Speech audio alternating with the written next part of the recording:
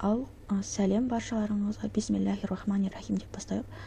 Бүгінгі біздің курстың тақырыбы жұмысшы жалақысына субсидия алу. Ол бізде еңбек KZ сайты арқылы жүзеге асырылады. Субсидия алу үшін сіз кәсіпкер болу керексіз. ТО, ИП, христианское хозяйство, фермерское хозяйство, НПО сияқты кәсіпкерлердің қатарында болсаңыз, онда сізге беріледі. Бұл менің бағдарламаның басты шарты, яғни жұмыссыздардың санын азайту. Елімізде жұмыссыз саны аз болса, елімізде экономикасы көтеріледі. Салық төленеді мемлекетке. Тағы сол сияқты өте пайдалар көп. Егер де сіз жұмыс беруші, яғни ИП ретінде сізге осындай талаптар қойылады. Яғни сіз 1 жылдан астам жұмыс істеп келе жатқан кәсіпорын болу керек. Салық және басқа да төлемдер бойынша қарызыңыз жоқ болса, және жұмысшыға төленетін аударымдар уақытында төленген болса. Жұмысшы жалақысына берілетін субсидия түрлері ол қоғамдық жұмыстар, әлеуметтік жұмыс орындар, жастар практикасы, алғашқы жұмыс орын, ұрпақтар келісім шарты және де күміс жас. Бұл жаңадан қосылған категория болып табылады. Екіншісі, ой алла, не выкатына қазір. Қоғамдық жұмыстар ол жұмыссыздарды уақытша жұмыспен қамту үшін халықты жұмыспен қамту орталықтарымен жасалған келісім шарт. Мына жерде бәрін оқысаңыздар болады, мен қазір оқымайық, кете берейін. Оған мысалы курьерлер, құжат жүргізетін, мысалы қоғамға пайдалы жұмыс орындар болады. Бұл қоғамдық жұмыс жасау үшін сізге диплом қажет емес. Яғни бұл жұмысқа тұру үшін сізде диплом сұрамайды. Яғни официант сияқты уақытша жасалатын жұмыстар болады, сондайлар. Егер осы бойынша сіз субсидия алсаңыз, ол сізге 12 айға беріледі. Договор 12 айға жасалады. Жұмыспен қамту орталығын береді, яғни жалақысын. Ол 20 АЕК дейді, 20 МРП. 20 МРП дегеніміз қазір есептеп жіберейік сіздермен. Или сонына қарай есептейін бәріне. Мынаны сіз 20 МРП-ны 3450-ге көбейтсеңіз шығады қанша теңге екен. Екінші, әлеуметтік жұмыс орындар. Ол жұмыс беруші халықты жұмыспен қамту орталығымен келісімде құралатын уақытша жұмыс орын. Бұл да уақытша жұмыс орын.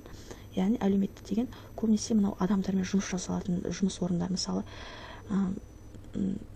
қарттар үйінде немесе жетімдер үйінде адамдармен жұмыс жасайсыз, яғни адамдардың көмекші боласыз ба, сондай сияқты көмектесесіз. Курс барысында айтамын да қандай жұмыс орындар әлеуметтік жұмыс орындарға кіретіндігін. Енді жұмыссыздар қойылатын, яғни сіз егер жұмыс алсаңыз, талаптарды сіз қоясыз. Мысалы, ол сағат 9-дан немесе мына уақытта жұмыс істейді, мына уақытта демалады деген сияқты бәрін өзіңіз қоясыз. Ұзақтығы ол да 12 айдан аспайды. Договор 12 айға жасалады сізбен. И жалақысын жұмыс беруші белгілейді. Оны мысалы жұмыспен қамту орталығымен ішінара төлейді. Мысалы, ол мемлекет сізге 20 МРП-дан 20 МРП төлеп береді. Яғни мысалы қазір есептеп берсем сіздерге 20 көбейтеміз, 3450 теңге, 69 000 теңгені мемлекет қосады сізге. Осы әлеуметтік жұмыс орындарында. Үшінші, жастар практикасы. Бұл мысалы бір маман оқу бітірді да, мысалы 21 жасында оқып бітіреміз көбінесе біз.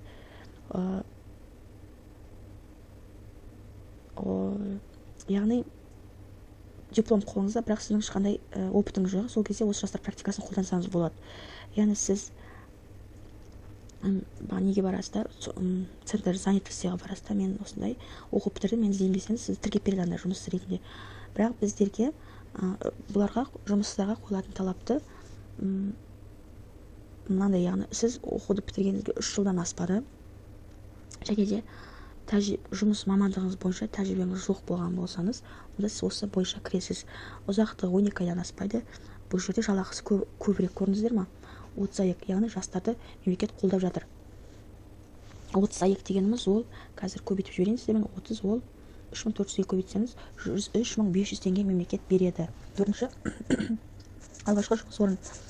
Бұл жерде 35 жастан аспаған жастар үшін, яғни өміріндегі алғашқы жұмыс орында кәсіби білім мен дағдылары беру үшін жұмыс, яғни жұмысқа қамту орталықтарымен шарттар негізінде ұйымдастырылады. 18 ай өткеннен кейін жұмыс беруші жұмыссыз ретінде 12 ай мерзімде өзіне тұрақты жұмыс ұсынады дейді. Яғни сізде 18 ай жұмыс істейсіз дейді. Яғни 18 ай көлемінде жұмыс жасайсыз бұл жерде. Сіз мысалы бір рет кірсеңіз бір ИП-ға, немесе сіз бір жұмыскер алсаңыз, осы алғашқы жұмыс, первый рабочий место дейді ғой, сол бойынша алсаңыз 18 айдан көлемде договорға қол қойылады. Енді жұмыссыздарға қойылатын талаптар ол 35 жастан аспаған, кәсіби білімі және жұмыс тәжірибесі жоқ жастар. Білімі жоқ деп жазылып көрдіңіздер ма? Енді жалақысы 30 айлық дейді, яғни 103.500. Бұл жерде мемлекет өзі төлейді барлық төлемдерді. Ал кейінгі 12 айда да уже мұны жұмыс беруші төлейді. Қандай төлемде төлейді, оның бәрін өзі белгіленеді. Төртіншісі бұл. Енді бесінші ұрпақтар келісім шарты бұл не бойынша тәжірибе мен дағдылары зейнетке дейінгі жастағы жұмыс істейтін қызметкерлерді беру үшін құрылған жұмыс орны. Яғни мысалы бір кәсіпорын болса, ол жерде бір пенсияға шығайын деп жатқан бір кісі жұмыс жасайды. Сол кісі өзіне бір көмекші іздейді, чтобы өзінің білімдерін сол кісіге беру мақсатында. Сол көбінесе жастарды алады бұл жерге.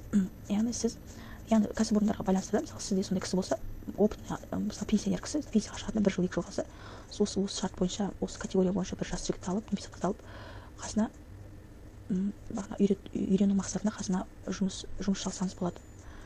Яғни бұл жерде 6 ай өткеннен кейін жұмыс беруші жұмысқа тұрақты жұмыс орнын ұсынады. Яғни 6 ай көлемінде болады. Мысалы 6 ай бағана келген адам өзін үйреніп 6 айдан кейін уже сіз ол кісіні тұрақты жұмысқа аласыз. Жұмыстарға қойылатын талаптар ол 35 жастан аспаған. Яғни осы 2023 жылдан бастап жастардың жасын 35-ке ұлғайтты ғой. Сол себептен барлық қазір жастарға берілетін мүмкіндіктер ол 35 жасқа дейін жүзеге асырылады.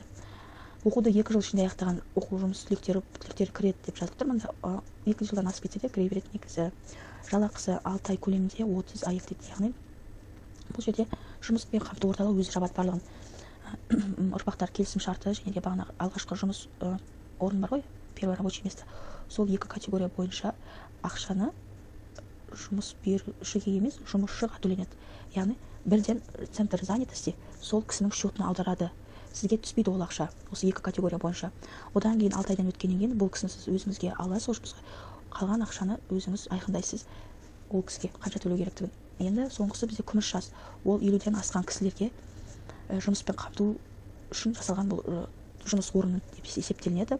Яғни осы 50-ден бізде қазір 50-ден асқан кісілер жұмыс табу оңай емес қой. Жасы келген сайын адамдарды көп жұмысқа алып бермейді ғой. Яғни білікті, мықты маман болмаса. Сол үшін бұл күміс жасқа сондай жұмыс істеп жүрген кісілерді алуға болады. Яғни 36 өткеннен кейін жұмыс беруші зейнеткерлікке шыққанға дейінгі зейнеткерлік жастағы адамдар үшін, зейнеткерлік жасқа толмаған адамдар үшін кемінде 1 жыл тұрақты жұмыс орны ұсынады дейді. Көрдіңіз ба? 50-ден асса болды, бұл келе береді кез келген адам. Яғни бұл жерде бір мақсат, менің ойымша, осы пенсияға шығатын кісілердің пенсияда алатын ақшалар көбірек болады егер ол кісі жұмыс жасайтын болса. Ұзақтық 36 айдан аспайды дейді. Яғни 36 бір кісіні алсаңыз, сіз 36 ай нетесіз, өзіңізде жұмыс жасатқызасыз. Яғни 3 жыл жалақыны жұмыс беруші белгілейді. Мысалы, сіз өзіңіз білесіз, қанша теңге төлейтініңіз, 200 мың төлейсіз ба, 300 мың төлейсіз ба. Яғни жұмыспен қамту орталығы аралығында екеуіңіз бір-біріңізді жауып отырасыз. Яғни жұмыспен қамту орталығы сізге 3 жылға дедім ғой сізге. Яғни алғашқы 12 айында бірінші жылында сізге 70% жауап береді, екінші жылы 65%, үшінші жылы 60% жауап береді. Мысалы ретінде айтатын болсақ, 30 айлық деп тұр, ол 103.500 теңге болса, енді қараңыз, сіздің белгілеген зарплатаңыз 150 мың болса, онда оның біз 70%-ын тауып аламыз. 70%-ын тауып алсақ, 105 мың деп тұр ғой. 105 мың, оның 105 мыңның бұның бәрін есептеуді үйретемін, сізге созбай ақ қойын бұл сабақты қазір. Сонымен бұл нелер бойынша, категориялар бойынша түсінді деп ойлаймын. Түсінбеген болсаңыздар, астында жазып кетсеңіз болады. Мен алдағы уақытта бұл курсты толық түсіремін. Қандай зарплатаны қалай есептейді, табель қалай жабады, барлығын түсіндірем. Жеке-жеке сабақ арнаймын. Калькулятормен есептеймін, қалай есептеу керектігін, оның бәрін түсініп үйренесіздер. Егер де осы тақырып түсінікті болса, ары қарай мен жалғастырып кете беремін басқа сабақтарды өткізіп.